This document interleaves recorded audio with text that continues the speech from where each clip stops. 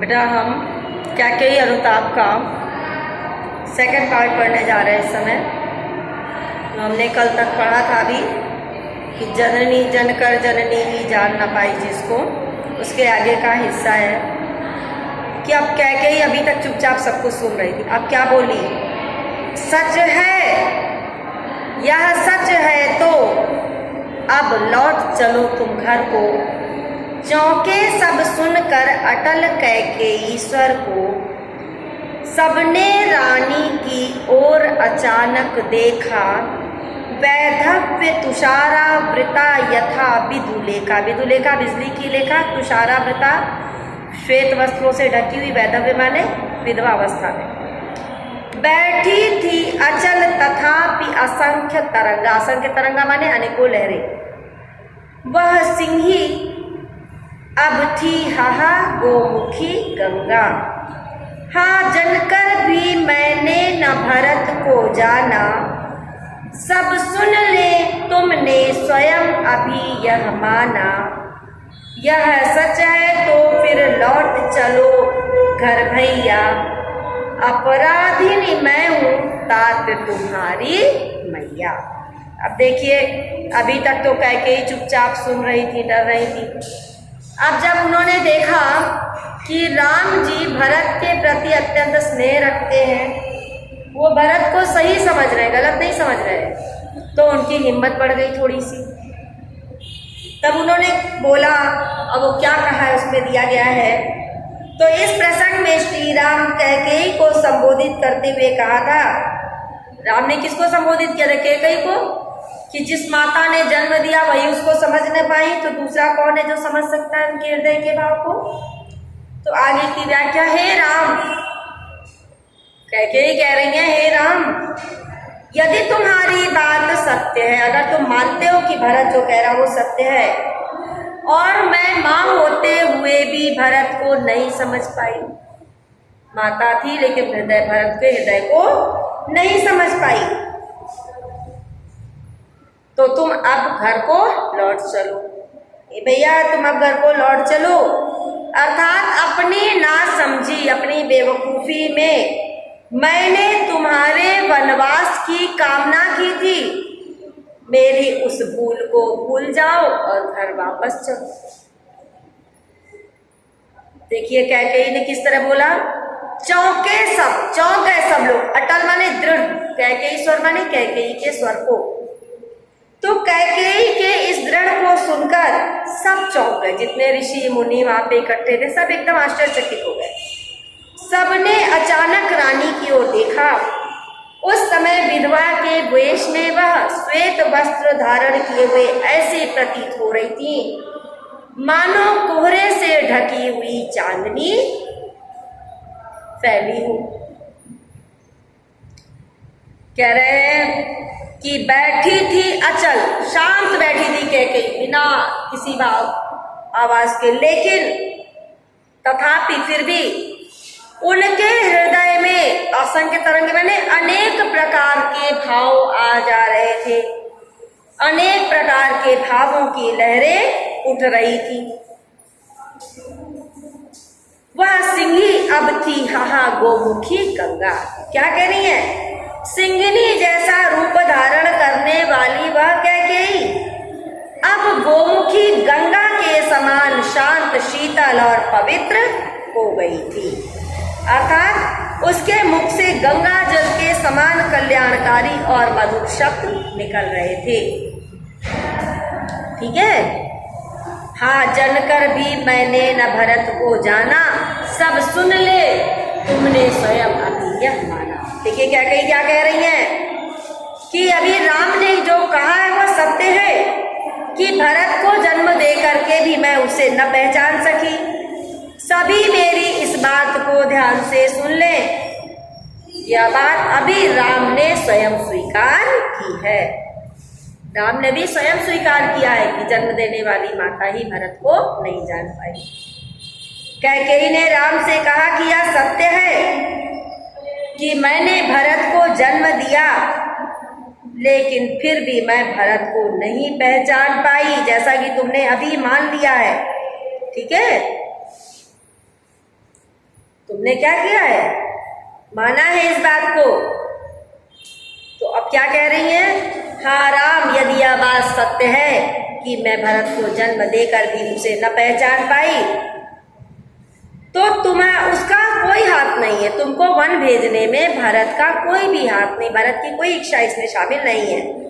तो तुम मेरे अपराधों की सजा भरत को मत दो। कहने का अर्थ ये, तुम्हें वन भेजने में वास्तविक अपराधिनी तो तुम्हारी ये माता है, इसलिए दंड की भागीदार भी मैं ही हूं। इसलिए तुम मुझे जो चाहो दंड दे दो, लेकिन घर को लौट चलो। यदि तुम ऐसा नहीं करोगे तो यह भरत के लिए दंड स्वरूप होगा। कह रहे अगर तुम घर वापस नहीं जाओगे तो ये क्या होगा, भरत के लिए दंड के समान होगा। ठीक है, अब आगे क्या कह रही है देखिए कैकेयी। अभी हमने आपको व्याख्या में बताया था पिछली बार कि अगर मैं भरत के द्वारा उकसाई गई हूं, दुर्बलता का ही चिन्ह विशेष शपथ है, तो कह रही है दुर्बलता कमजोरी का चिन्ह है शपथ, लेकिन मैं अबला हूं और अबला स्त्री के लिए शपथ खाने के अतिरिक्त कोई दूसरा मार्ग भी नहीं है।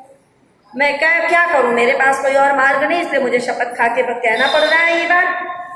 ठीक है, कि इस कार्य के लिए अर्थात राज्य के लिए और तुम्हें वनवास देने के लिए मुझे भरत ने नहीं उकसाया है। यदि कोई इस बात को सिद्ध कर दे कि भरत ने मुझे इस कार्य के लिए प्रेरित किया है, तो जिस प्रकार से मैंने अपने पति को खोया है, क्या करें, तो पति समान ही स्वयं पुत्र को खो, तो मैं पति के समान ही अपने पुत्र भरत को भी खो दूं। ठीक है, अब आगे क्या कह रही है ये, ठहरो मत रोको, मुझे कहूं जो सुन लो, पाओ यदि उसमें सार उसे सब चुन लो, करके पहाड़ सा पाप मौन रह जाऊं, राई बर भी अनुताप न करने पाऊं। थी सन नक्षत्र शशि निशा ओस टपकाती, रोती थी नीरव सभा हृदय थपकाती, उल्कासी रानी दिशा दीप्त करती थी, सब में भय विस्मय और खेद भरती थी, क्या कर सकती थी मरी मंथरा दासी, मेरा ही मन जब रह न सका निज विश्वासी। देखिए अब क्या कह रही हैं कि अब जो है कैकेयी जन समुदाय को संबोधित करते हुए कह रही हैं कि अब आप लोग मुझे मेरी मन की बात कह लेने दीजिए और सब लोग मेरी बात को ध्यान से सुन लीजिए। क्या कह रही हैं और आगे क्या कह रही, अगर आपको मेरी बात में, ठीक है, अगर सार समझ में आए, सार माने कुछ सच्चाई समझ में आए, तो आप ऐसी स्थिति में उसको चुन लीजिएगा, उसको ग्रहण कर लीजिएगा, और अगर आपको सच्चाई न लगे तो आप जो है उसको मत स्वीकार कीजिएगा, सीधी बात है।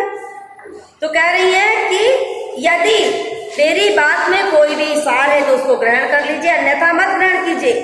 अब मेरे लिए यह संभव नहीं है कि मैंने इतना पहाड़ सा पाप किया है और मैं चुप रह जाऊं, मैं उस पर थोड़ा सा भी पश्चाताप ना कर सकूं।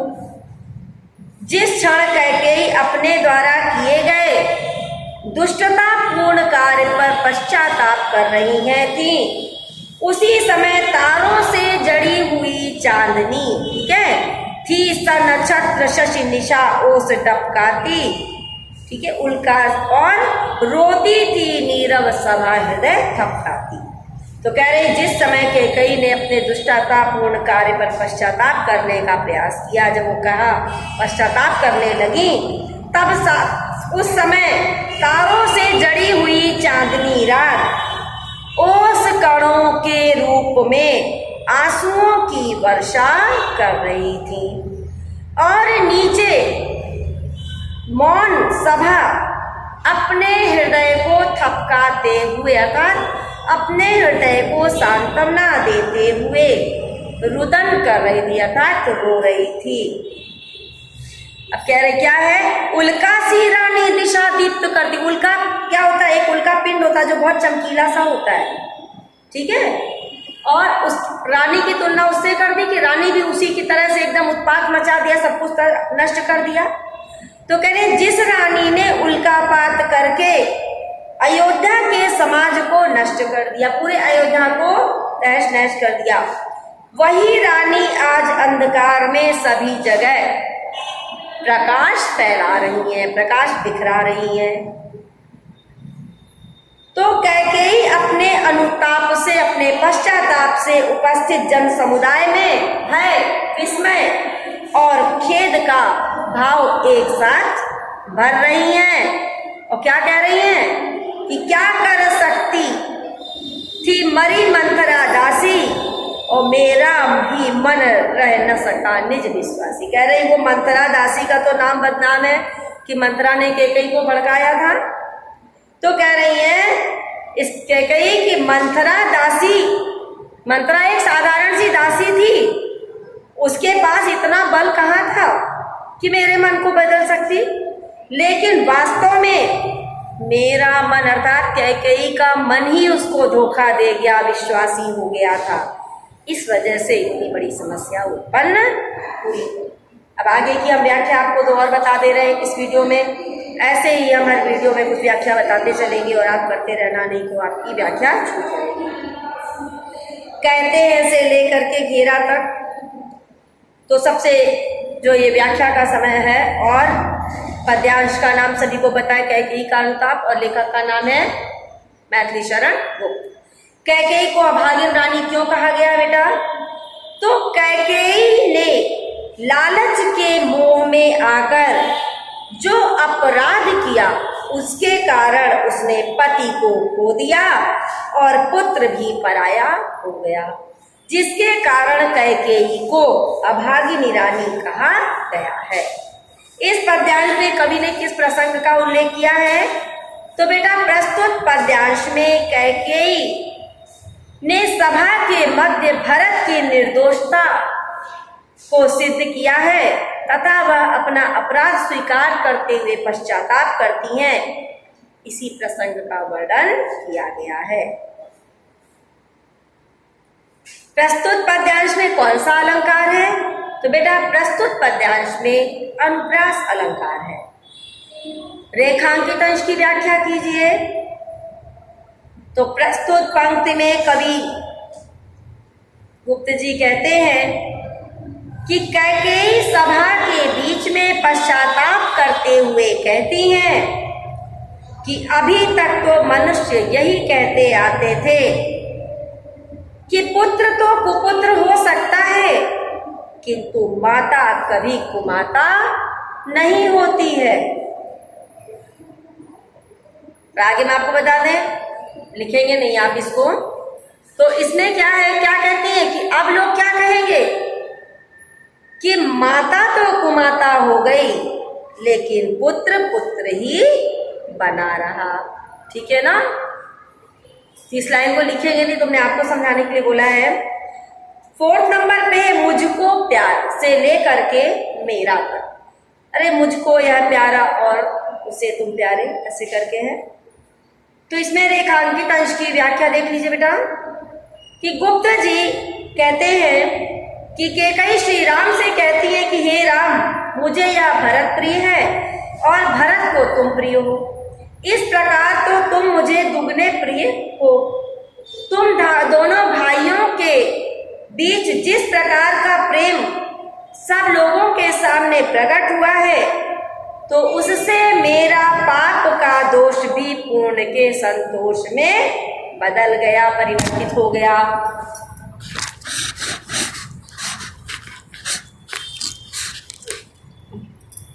ठीक है, परिवर्तित हो गया। और क्या कह रही हैं?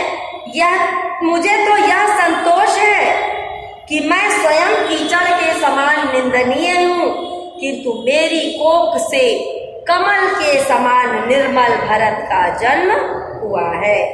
कैकेयी को दुगने कौन प्रिय है? तो बेटा कैकेयी को राम दुगने प्रिय है, सॉरी हाँ, कैकेयी को राम दुगने प्रिय है।